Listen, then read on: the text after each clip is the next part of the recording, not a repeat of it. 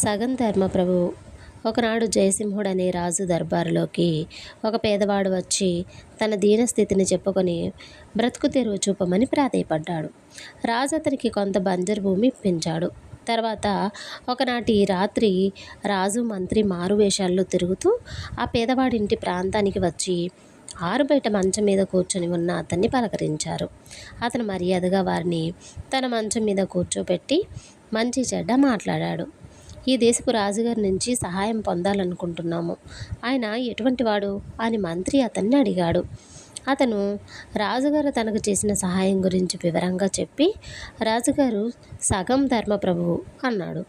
నీకు బ్రతుకు తెరువు చూపించిన రాజును సగం ధర్మప్రభువు అన్నావేం అని మంత్రి అతన్ని అడిగాడు. అయ్యా, నేను సాహసించి రాజుగారి దర్బారుకు పోయి నా గోడు చెప్పుకొని ఆయనకు నా కష్టం అర్థమయ్యేటట్టు చెప్పుకోగలిగాను కదా, కనుకనే ఆయన నాకు ఈ పొలం ఇచ్చాడు. నాలాంటి కటిక దరిద్రులు దేశంలో ఎందరు లేరు. వారందరికీ రాజుగారికి ఎదురుపడే ధైర్యం కూడా ఉండదు. తమ కష్టాలు చెప్పుకునే శక్తి ఉంటుందా?